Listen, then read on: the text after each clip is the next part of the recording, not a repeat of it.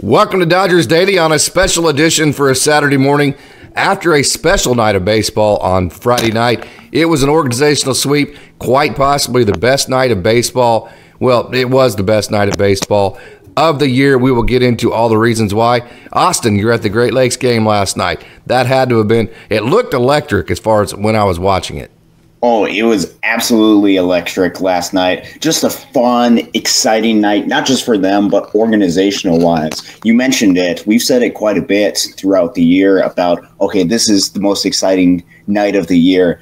Up to this point, last night, just organizational-wise for the Dodgers, up and down the system, that was the most exciting night for the Dodgers. You got to see two teams advance in their playoffs. You got to see some really good nights from the other two affiliates at the minor league level. And then Big League Club won on the road against really good competition too. And still just up and down the organization. Just a great day to be a Dodger.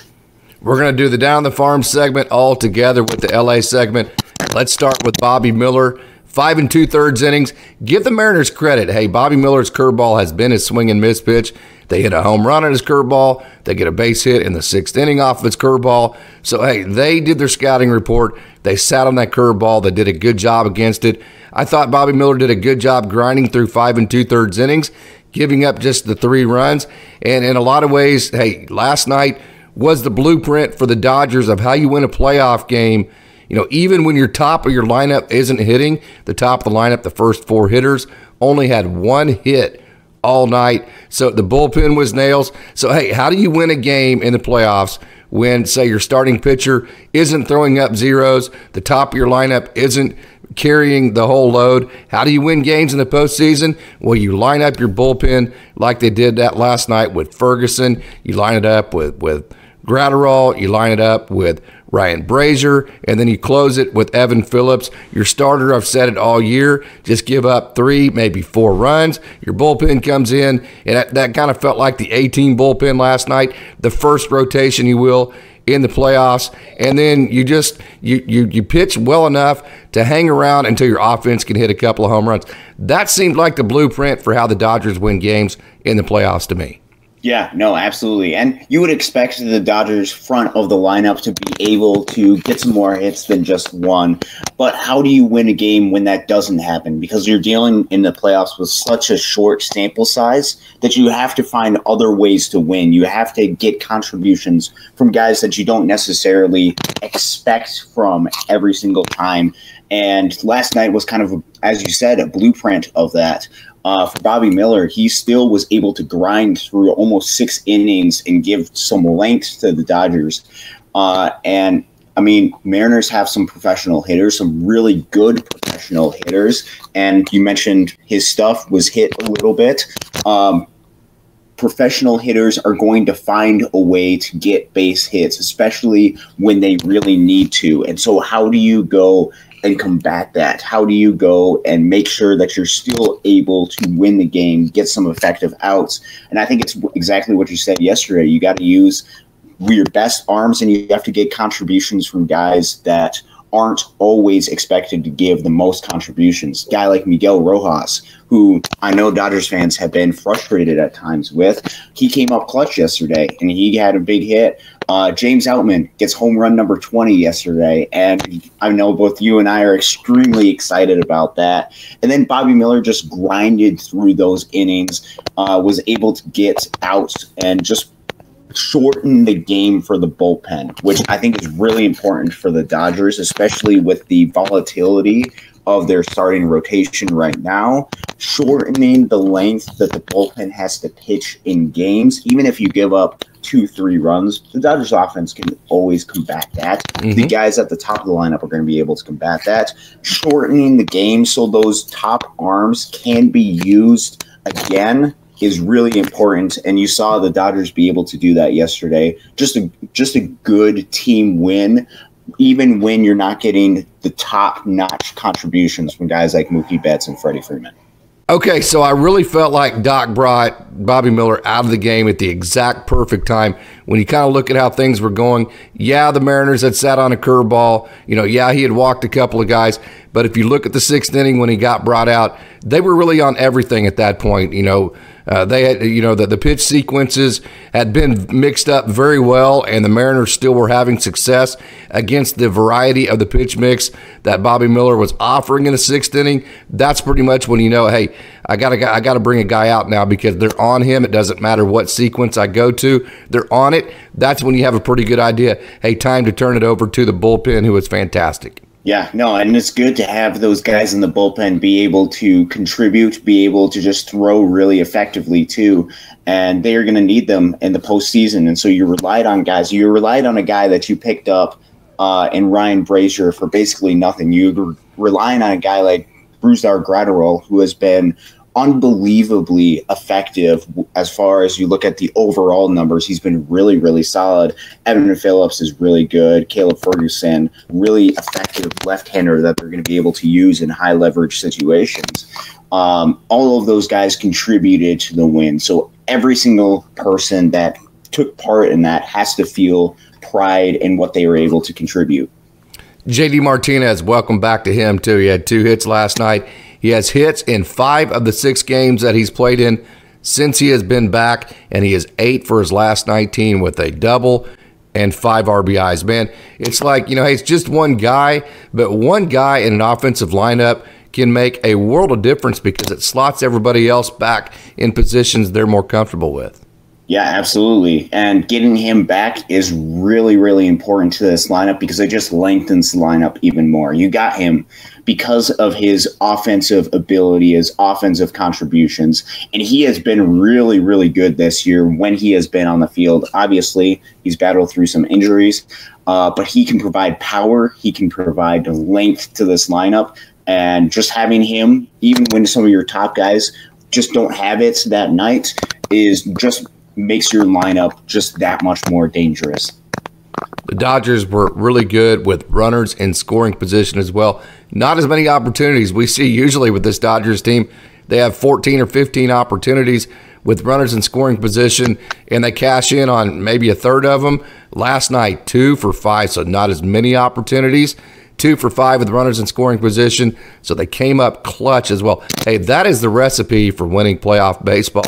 Getting the timely hit, good enough pitching, and then, hey, somebody that you're not expecting to contribute, maybe like the bottom of your lineup or Miguelrojas, comes through for you. That literally is how you win a postseason game.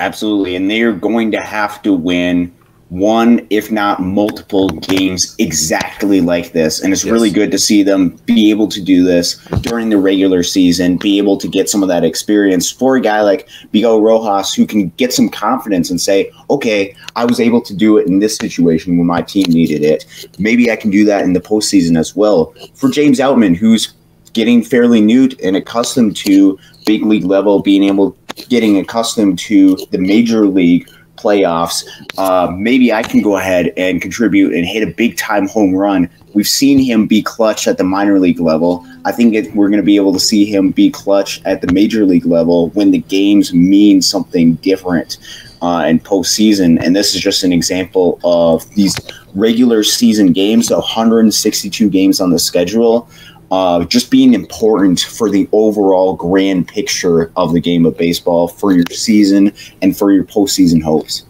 All right, let's take a trip down the farm. Let's talk about the action in the minor league system last night, and there was some great action. Let's start at the AAA level. AAA Oklahoma City, it was a bullpen game for them.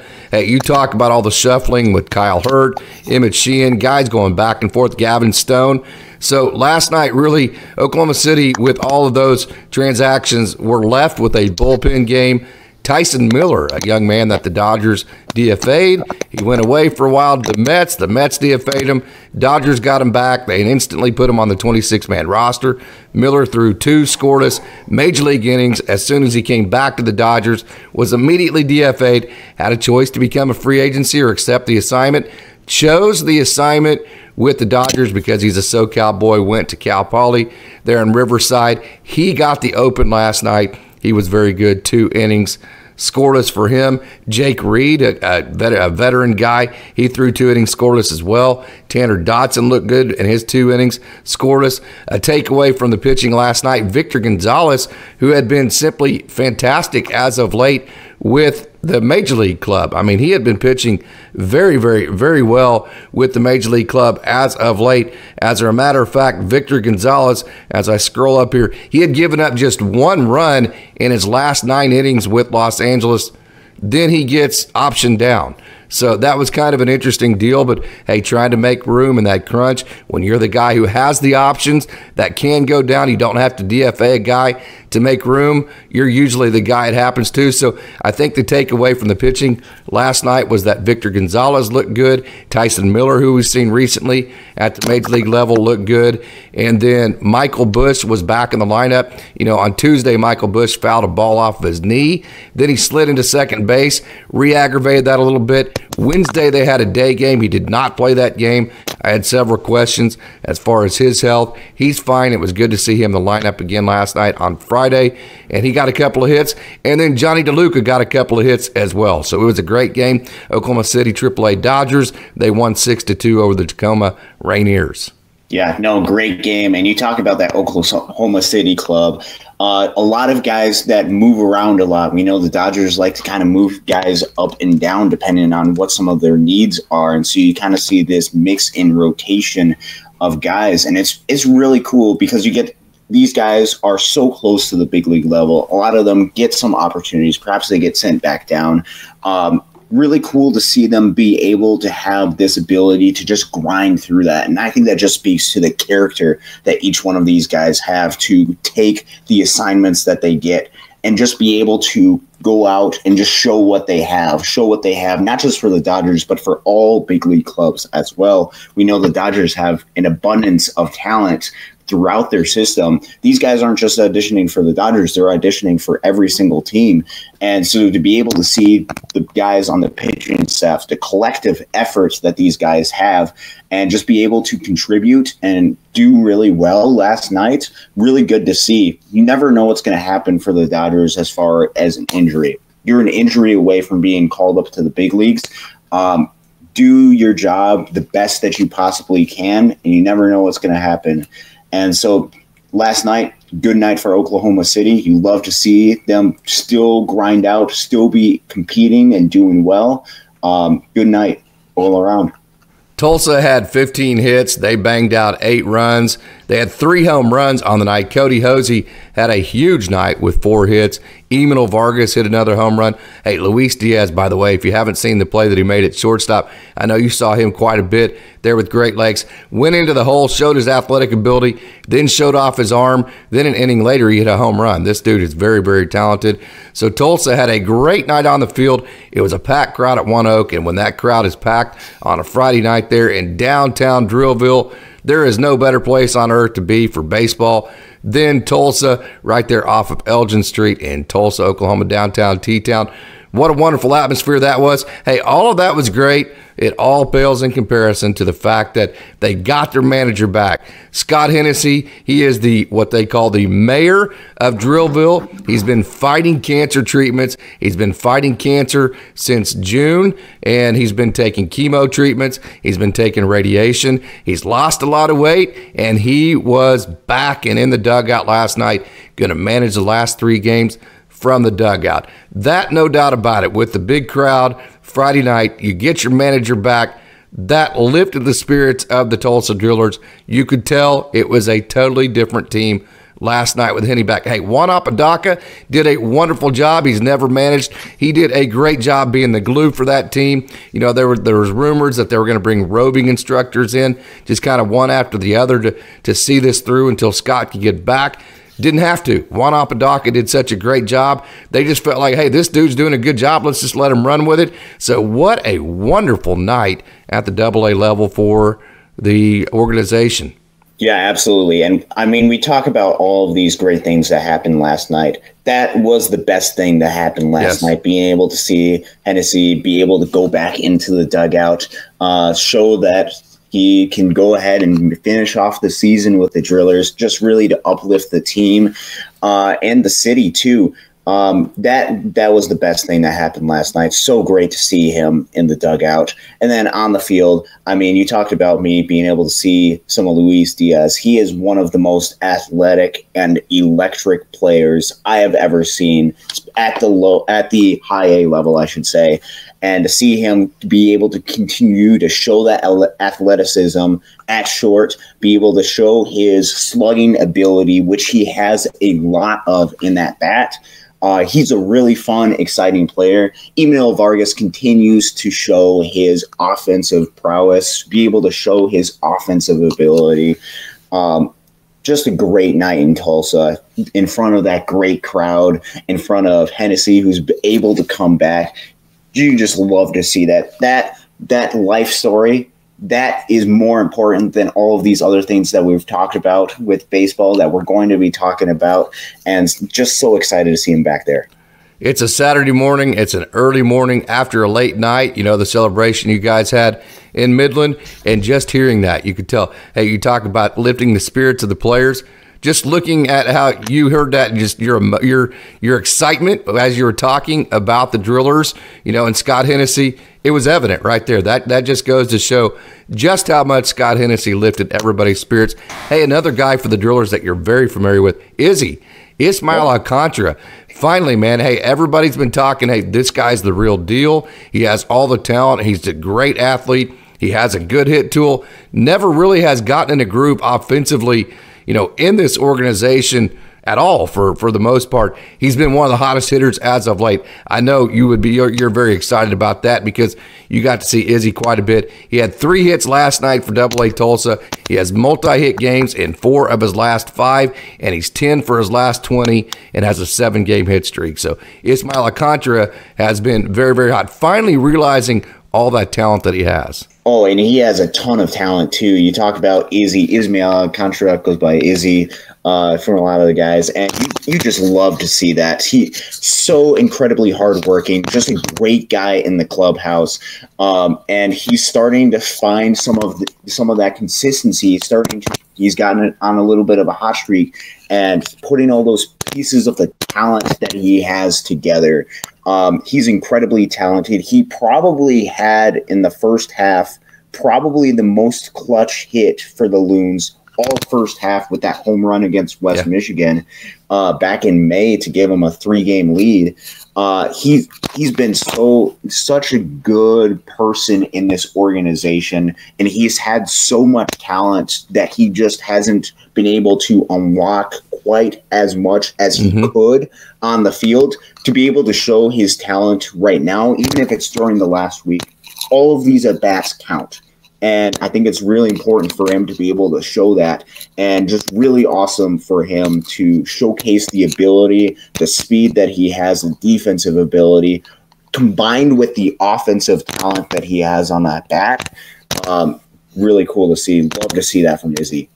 All right, let's get to the fun stuff where you're at last night. Midland, Michigan. What an electric atmosphere Friday night. It was the championship game. It was a great game. The Loons got on the board. Hey, and it started with a 116-mile-an-hour single. A 116-mile-an-hour single from Damon Keith. How in the world do you even do that? Oh, that was on fire off of the bat. It smoked off the bat. You can just tell that that hit was different from a lot of the other hits that you saw. Yeah, and 5 innings, scoreless for Jared Karros. Boy, how good has Jared Karros been? Him and Peter Huback both. You know, Huback had a couple of, I believe about one sideways outing when he first came up to High A Great Lakes. But beyond that, Huback has been what I call fire, man. He has been absolutely fire for Great Lakes. So has Jared Karros. 5 innings scoreless, 6 strikeouts, just 1 walk, gave up just 1 hit. Karros has not allowed an earned run in his last 3 starts. And he has, and in 5 of his last 6, that's starts, not outings. You know, we say that sometimes with relievers and they just go 1 inning. That's starts. He has not allowed an earned run in his last 3 starts, has not allowed an earned run in 5 of his last 6 starts. And keep in mind, he was the Cal League Player of the Month, Pitcher of the Month in May. So, boy, what a year Jared Karros has had, huh? Oh, yeah. No, and I mean, you go into this game, it is game 3 of the Midwest League Eastern Division Finals. You're going up against a really good pitcher that the Padres have in their system in Dylan Lesko, a top prospect. And then you're throwing a guy who has just been recently called up from low A. I guess Lesko kind of was called up from low A very recently too. But two guys that are battling for that. You got kind of the bigger name prospect, and then you got Jared Karros, who's a really well and respected around the league as well. But you can't say enough about what him and Peter Hubeck have done and just what they've added to this Great Lakes Loons team. This Loons team has battled throughout the summer. They had that amazing first half. And then we saw a little bit of a downstretch during the second half, dealing with injuries, just battling through some of the adversity that they were able to just naturally overcome in the first half. When Jared Karros was added to this rotation just a couple weeks ago, just 2.5, 3 weeks ago, he added something to this rotation that they desperately needed and just added so much to their team. He's been unbelievably effective. You talk about him and Peter Hubeck. Those are the two guys. They are the reasons why they played the Tin Caps instead of the White Caps, because they outbattled one of the top pitching prospects in all of minor league baseball in Jackson Jobe, not just once, but twice. They beat him. And then you talk about last night with Jared Karros showing up in an elimination game against a really good competition in Fort Wayne. He showed up, and he was the dominant pitcher of the night. All right, Dalton Rushing had a big night last night, and he got the double that actually got the Loons, extended the lead for the Loons last night, RBI double. That was his 19th double of the season. He has multi-hit games now in 2 of his last 4, and Rushing is hitting .316 OPS, 1184 in September. So a young man who's, first professional season to catch for the entire season. Good to see him finishing strong. Oh, yeah. No, he's showed up the past couple of weeks. We've seen some of the power. And then last night, he had the big hit. You got Taylor Young on base. Surprisingly, I don't think he stole second on this hit. But Dalton Rushing hits a big fly into the gap. And Dow Diamond can be a tough place to hit home runs at time. And it was a really close play, almost an amazing catch by that center fielder, just hit off of his glove. And then you saw Taylor Young being able to outrace and score on that hit to put the Loons up 1-0 early. That was really important for this team to be able to score early, to be able to score first. And Dalton Rushing, you can't say enough about the talent this kid has. He's going to do amazing, special things. The only thing more electric than that Dow Diamond environment that you were right smack dab in the middle of, Austin, I think, was jackdreyer's swing and miss stuff that he came in, got the last 3 outs, and matter of fact, he got the last 4 outs. Jackdreyer has the highest K rate of any pitcher in the Midwest League, and it was super fitting that he had the ball and got the last out for the Loons to make them advance. Oh, yeah, absolutely. And you talk about that electric environment. I'm sure we'll get to Jackdreyer in just a second. Just that electric environment that Dow Diamond had. You had a day to sell playoff tickets, which wasn't the biggest crowd, but it was the most enthusiastic baseball crowd I think they could draw for that Dow Diamond crowd. You talk about throughout that game, you talk about that at-bat that Alex Freeland had before that double. I don't think it fully encaptured on the video what you experienced at the ballpark. But Freeland went up 3-0 in the count, got to 3-2. And when it got to 3-2, you had a runner on second, I believe. The crowd came alive. And this isn't the 4th inning. Loons are up 1-0. This isn't a point where you totally expect the crowd to come alive. But it was like everybody was behind Freeland. Everybody was behind the Loons. And so everybody was yelling and screaming and trying to cheer them on. And Jackdreyer's meant so much for this organization. You talk about before the game winning the Golden Loon Trophy, which they presented him with. His swing and miss stuff is just there. It reminds me a lot of kind of what we experienced with a guy like Ben Harris on the Loons last season. He's meant a lot to this team. He's meant a lot to this organization. He's contributed back. There's a Rubik's Cube mural in Dow Diamond that he made. Just a lot that he's contributed to. And it's fitting that he's the guy to send the Great Lakes Loons to Iowa to face the Cedar Rapids Colonels. He comes in and he gets the out in the 8th inning. He's the guy that in that game that felt like a playoff game against the Dayton Dragons scored 2 scoreless innings. And then he closes out the game in the 9th inning to send the Loons to only their 2nd ever Midwest League Championship Series. And hey, have the Loons played Cedar Rapids? If they have, I don't recall the series. So this is probably the best matchup that they could have had, not from a weaker opponent standpoint. Cedar Rapids, they have not played once yet, and Cedar Rapids has been probably the best team in the Midwest League this season. You talk about their team. Best record.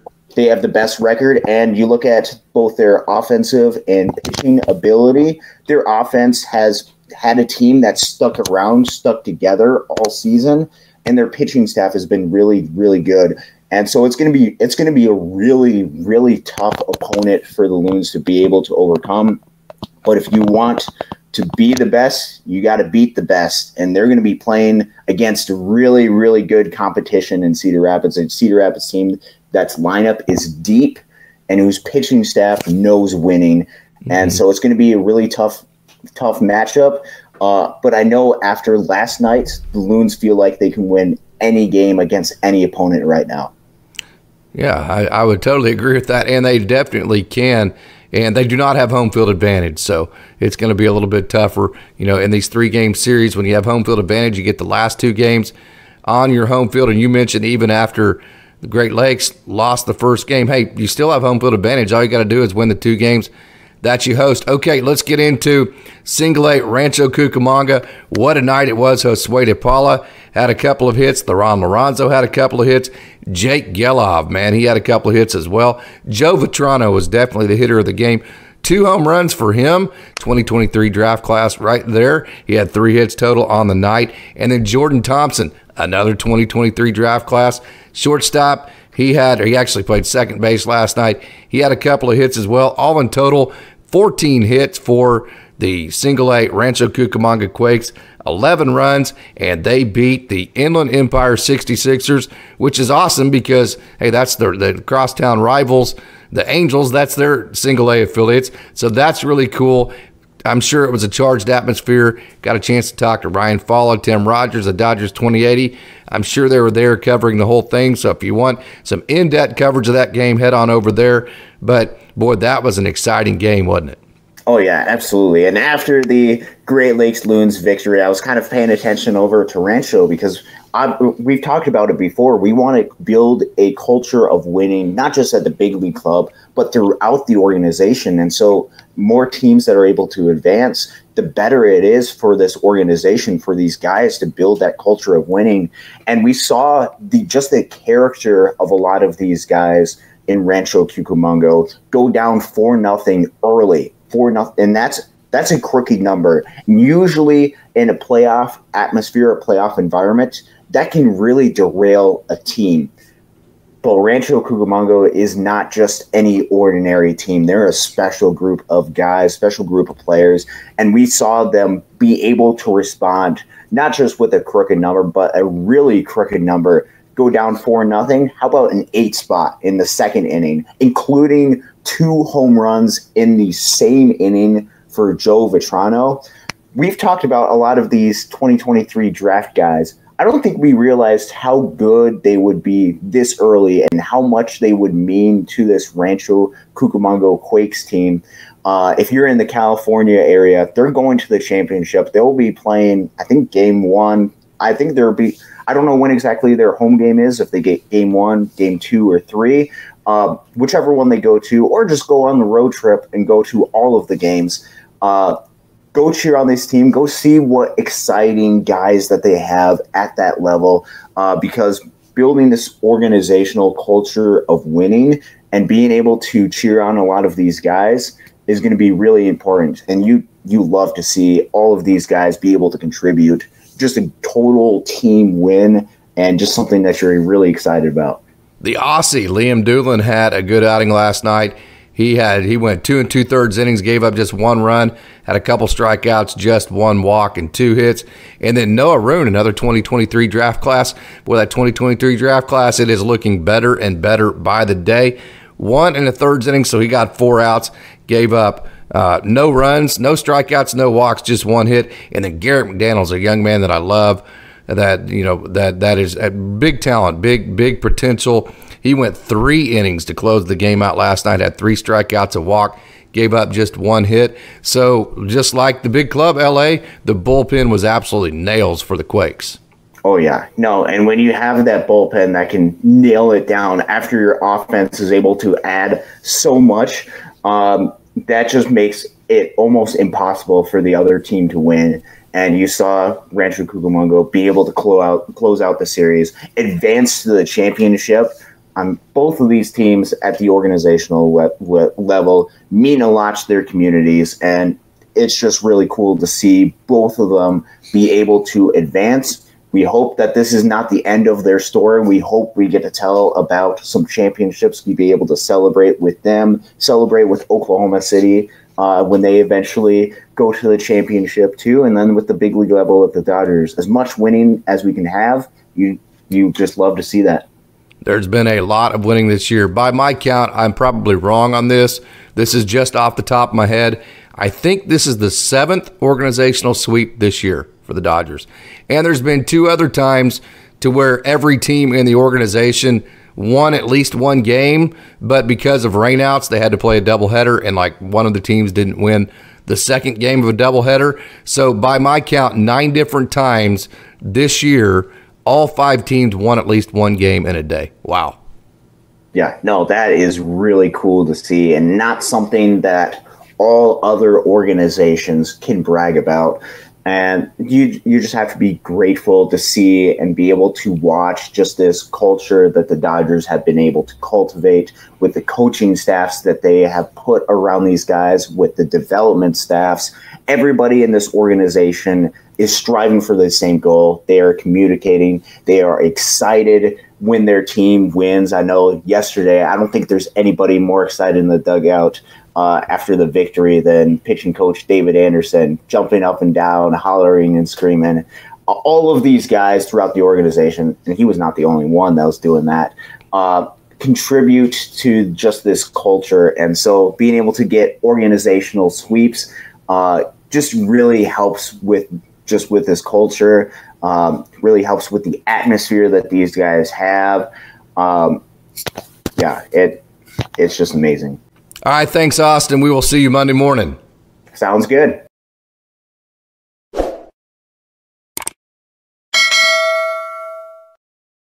All right, fans, so it was a busy night last night. It was a special night. We wanted to have a special edition Saturday morning show. Thanks to Austin Brubaker for joining. Hey, just a reminder, fans, we are open for business. If you or somebody you know would like to help sponsor this show or anything that we do on dodgersdaily.net or any of our social media platforms or our Dodgers Dog Show, just leave a comment, DM me, or you can email me at dodgersdaily73@gmail.com. That's dodgersdaily73@gmail.com.